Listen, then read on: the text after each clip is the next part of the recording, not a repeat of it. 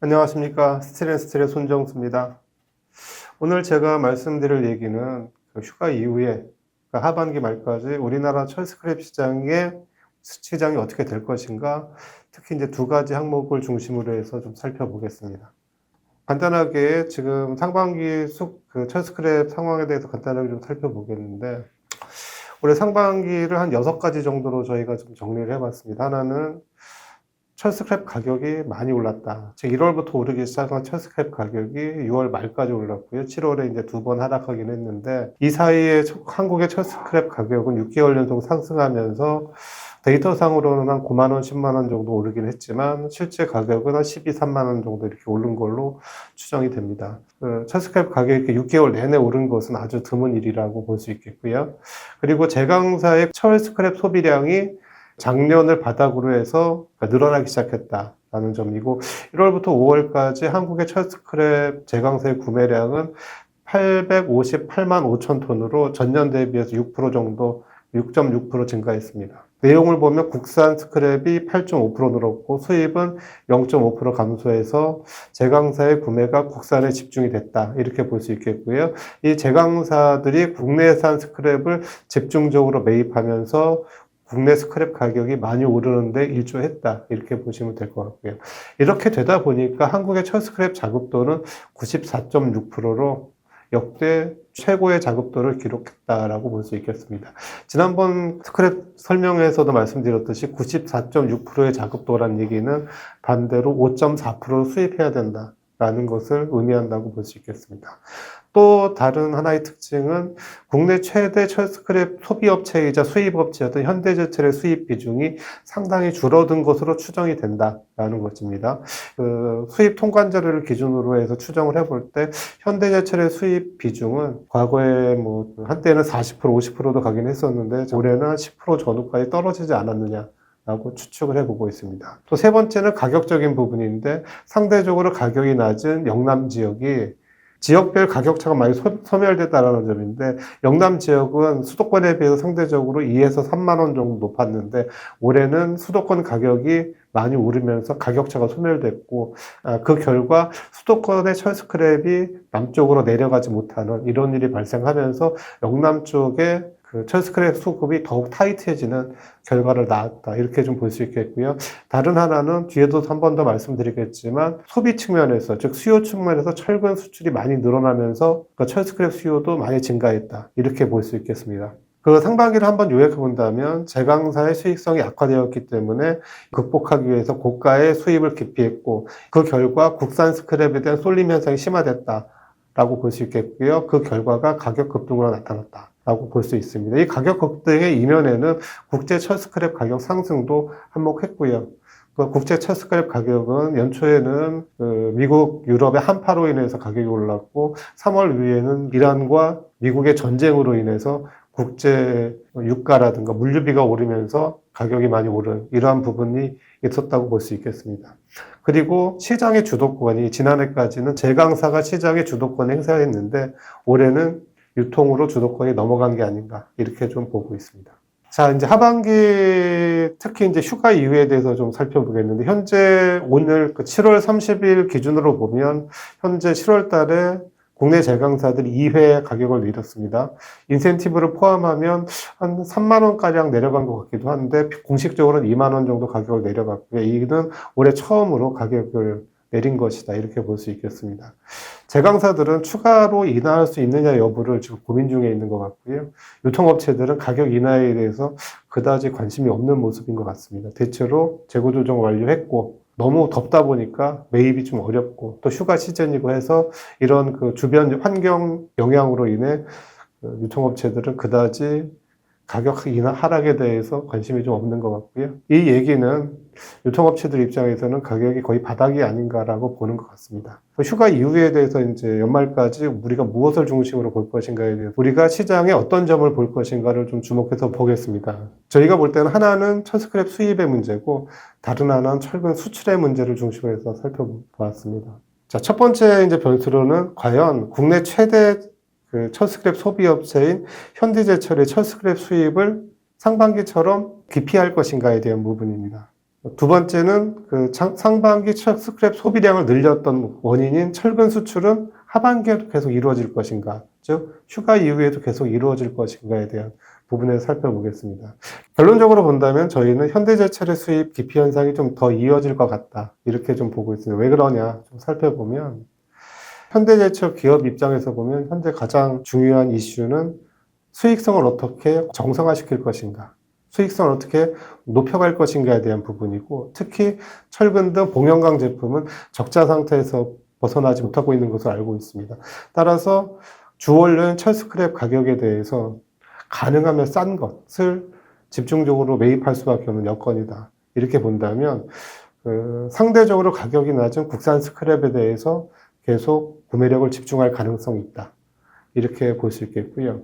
그래서 현대제철은 계속 국산 스크랩 매입에 집중할 가능성이 높다, 그렇게 볼 수 있겠습니다. 따라서 현대제철이 수입 비중이 준다면 다른 제강사, 특히 남부 지역의 철근 제강사들은 수입을 늘려야 할 것으로 보이는데, 두 번째 이제 철근 수출에 대한 문제인데, 현재 철근 수출에는 두 가지 좀 변수가 있는 것 같습니다. 하나는 수익성에 대한 문제이고, 다른 하나는 미국의 AD와 관련된 문제인 것 같습니다.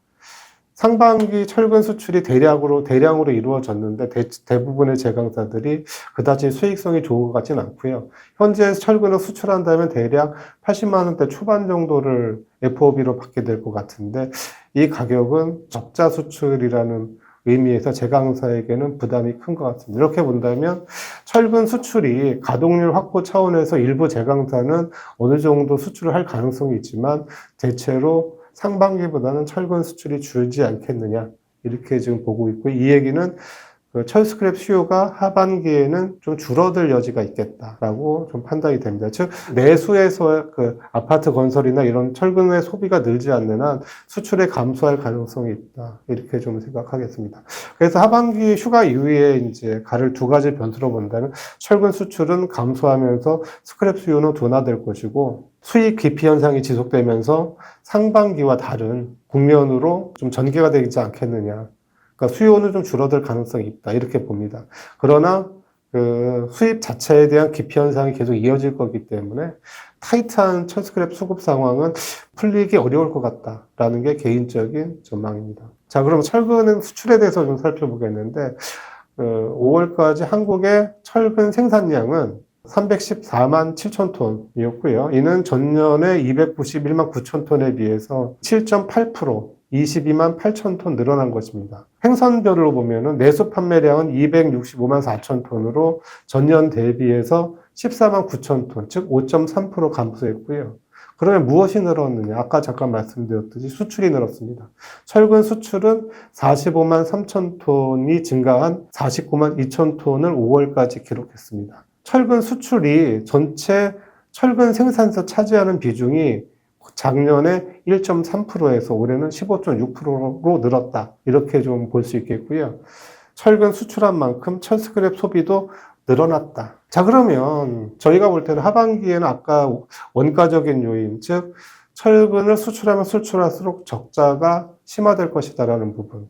두 번째는 철근이 대량으로 수출되면서 미국 일각에서는 한국산 철근의 수입을 억제해야 된다라는 얘기도 좀 나오고 있고요.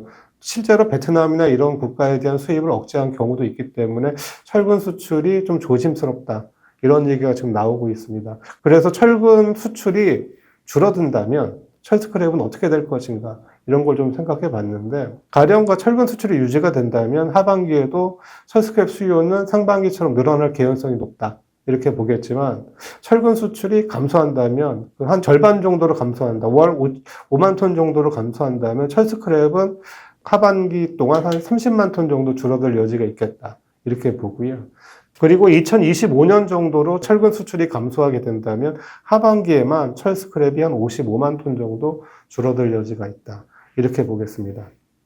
그래서 결론적으로 본다면 저희는 휴가 이후에 철스크랩 시장의 가장 큰 핵심 요인은 수요가 아니라 공급이 될 것이다, 이렇게 좀 보고 있습니다. 즉, 수입이 늘지 않는 한 수요 감소만으로 이 타이트한 철스크랩 수급은 풀리지 않을 것이다. 즉 철근 수출이 감소해서 수요가 줄더라도 수입을 어느 정도 하지 않는다면 타이트한 철스크랩 수급은 계속 이어질 것이다. 이렇게 좀 보고 있고요. 특히 이제 현대제철, 아까도 말씀드렸듯이 현대제철의 수입이 늘어날 가능성이 없기 때문에 어느 정도 그 전 제강사들이 적정한 양의 수입을 통해서 스크랩 수급을 맞추지 않는다면 휴가철 이후, 특히 9월, 10월 넘어가면서 철 스크랩 가격은 상당히 오를 여지도 있다. 이렇게 좀 보고 있고요. 지금 시장에서는 올해 가장 높은 가격대를 11월, 12월로 보고 있을 정도로 향후 시간이 가면 갈수록 스크랩 수급은 더 타이트해질 것이다. 이렇게 좀 보고 있는 것 같습니다. 자, 이제 그 수급량이 특히 이제 남부 지역 제강사들이 좀 스크랩 수입에 대해서 관심을 가질 필요가 좀 있겠다. 이렇게 보여지는 것은 수도권은 아무래도 발생량이 많고 또 현대제철이 수입을 줄이고 그 국산 구매에 집중하더라도 어느 정도 공급 여력이 충분히 있는 지역입니다. 반대로 남부 지역은 스크랩 수요가 줄었다 하더라도 여전히 타이트한 수급 상태를 이루어지고 있고요. 또 수도권 스크랩이 어느 정도 내려가 주지 않는다면 수급 밸런스를 맞추기가 좀 어려운 지역이다 보니 하반기에도 수도권 스크랩이 남쪽으로 내려갈 가능성이 적기 때문에 남부 지역 제강사들 중심으로 해서 어느 정도 수급을 맞추기 위한 노력이 좀 불가피하지 않느냐 이렇게 좀 보고 있고요. 그래서 올해는 제강사의 수익성 문제로 수익 기피 현상이 장기화되고 있고 수도권 가격이 급등하고 있기 때문에 지금 과거에는 남부 지역이 수도권보다 톤당 한 2만 원 정도 그리고 그 이상 높았지만 이러한 수익 기피 현상이 지속된다면 이런 지역 간의 가격 갭은 나타나지 않을 것 같다. 좀 이렇게 보고 있고요. 그렇기 때문에 남부 지역 제강사들은 조금 더 수급에 신경을 써야 될 것 같다. 이렇게 좀 생각할 수 있겠습니다. 결론적으로 본다면 하반기 첫 스크랩 수요는 상반기보다 줄어들 가능성이 있다. 그렇지만 공급은 늘어나지 않을 가능성이 높다. 계속 수입을 늘리지 않은 늘어날 가능성이 높다고 생각을 하고요. 그래서 수급은 아주 타이트할 것이다. 그리고 시장에 대한 주도권은 일시적으로 제강사가 가져올 수 있겠지만 유통을 중심으로 해서 유통업체들이 시장의 주도권을 하반기에도 좀 가져갈 수 있지 않겠느냐. 이렇게 좀 보고 있고요. 하반기 시장을 보면서 우리가 좀 주목해서 봐야 될 것들은 철근 수출이 어떻게 되고 있는지 좀 주목해서 봐야 될 것 같고요. 또 현대제철이 수입을 어떻게 하느냐. 또 남부 지역에서는 빌레트 수입을 어떻게 하고 남부 철근 제강사들이 수입을 어떻게 하느냐. 이런 것을 좀 주목해서 볼 필요가 있고요. 또 수입에 대한 여건은 또 가격차가 중요한 변수이기 때문에 국내 스크랩과 일본산 간의 가격 갭이 어떻게 될 것인가에 대한 부분도 주목해서 좀 봐야 될 것 같다. 이렇게 말씀드리겠고요. 특히 제강사들은 스크랩 재고 관리가 가격에 큰 영향을 미치기 때문에 스크랩 재고 상황에 대해서 저희가 주목해서 좀 볼 필요가 있다. 이렇게 좀 판단하겠습니다. 이상 그 하반기 시장에 대해서 간략하게 좀 설명을 드렸습니다. 감사합니다.